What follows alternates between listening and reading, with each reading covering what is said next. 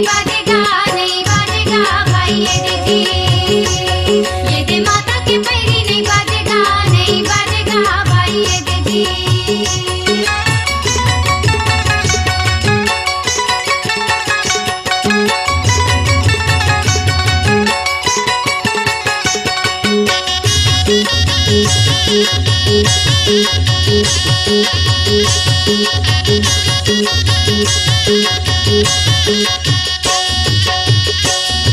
संकनी डंकनी नदिया निर्मा राधा संगाई आगे, पाव भरत पानी माँ मेरी माता की नहीं बाजे, तभी तो राजा लखो रहा होगे कैसे दाई पछुआगे, लोहा लाटा लौटे राजा दाई लने ठर्रागे, दाई पत्रा बने राजा मन मांगुने, दाई पत्रा बने राजा मन मांगुने, ये दे करम ला पण ठठाए वो ये ठठाए वो भाई ये दीदी, ये दे करम ला पण ठठाए वो ये ठठाए वो भाई ये दीदी।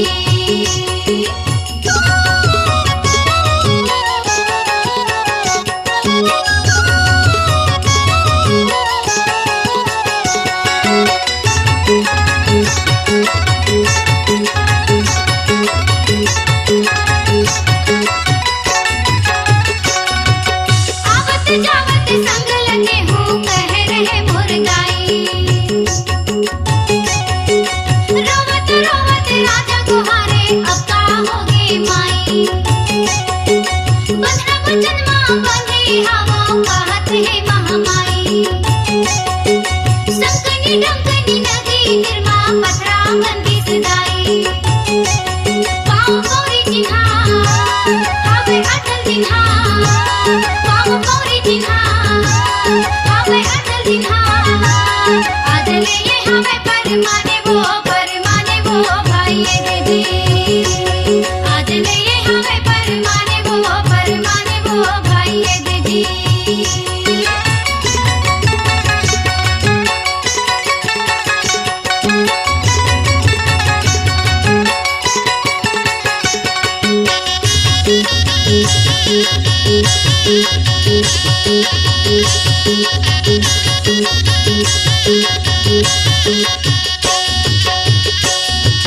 राजा सपना जते सिरी दत्ता दुर्या चले है,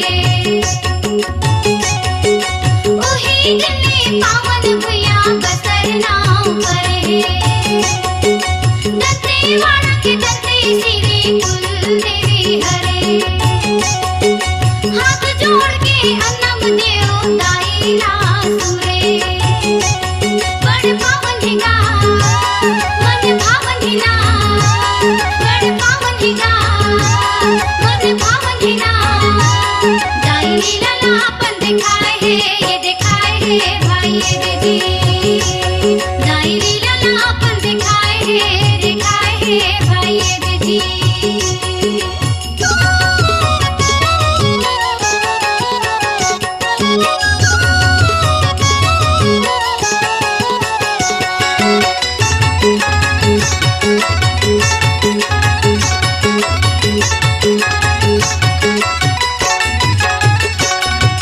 संकनी डंकनी संगम सुंदर माता लाभाए है, काकतिया बस दरिया राजा मंदिर ला बनाए है, माता माया रुक अन्नम देवा राजपाट ला पाए है, बसर के दंते सिरिहा फूल देवी कहाए है, जगमा जाने हैगा राजा नामे होगा, जगमा जाने हैगा राजा नामे होगा, दाई दयाल मान लपाए है भाई ये दीदी, दाई दयाल मान लपाए है भाई ये दीदी।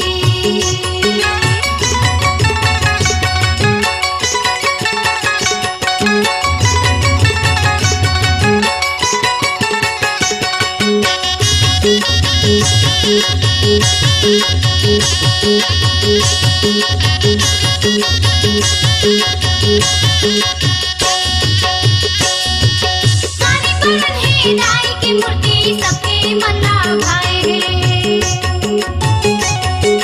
छह भुजा मां दाई मोरे सुघर पूजा पाए है। जोनी हाथ मां शंख खड़ग त्रिशूल शोभा पाए है। देवी हाथ मां पद्म घंटी दाना चुंदी धराए है। जोत जले है वो झोली भरे है ना, जोत जले है वो झोली भरे है ना। ये दया से है सगरो पुराए है भाई जी। ये दया से है सगरो पुराए है भाई जी।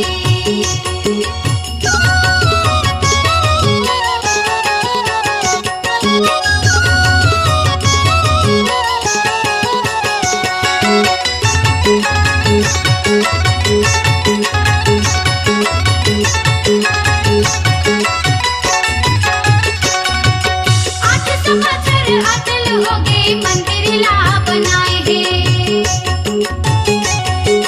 52 शक्ति पीठ बने मान गौन ला पाए है। सती अंगले दांत गिरे दंते वाड़ा कहाए है।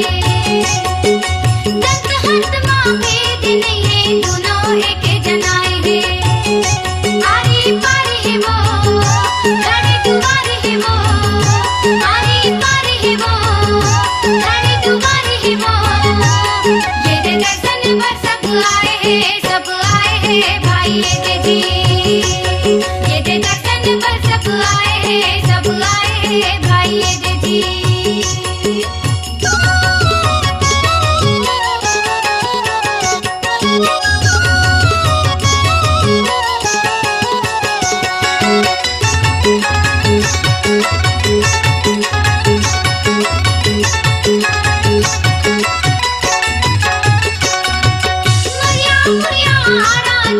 राजा के भगत बने हैं। सात दीप नौ कंध के राजा बने के आस रहे हैं। किस्सा कहानी अमर हो गए सबके मन लभाए हैं। दुखी मन लगे नहाए बहु खुशी मनाए हैं। देव कलम चलाए परमानंद लगाए, देव कलम चलाए परमानंद लगाए। ये दे गुने गुण रचना रचाए है भाई जी। ये दे गुने गुण रचना रचाए है भाई जी। दाई लीला लापन दिखाए है भाई जी।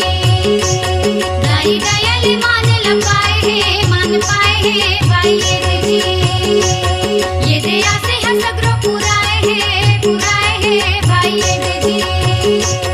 और बसरहीन वरदानी है भाई जी। अपनी आवाज को दीजिए एक नया मुकाम। डिजिटल रिकॉर्डिंग की दुनिया का जाना पहचाना नाम स्वरांजलि, जहां गूंजती हैं ध्वनियां अपनी माटी की सौंधी सुगंध के साथ। छत्तीसगढ़ी संगीत के विविध रंग जो पहुंचाते हैं पूरे प्रदेश में डिजिटल रिकॉर्डिंग के संग।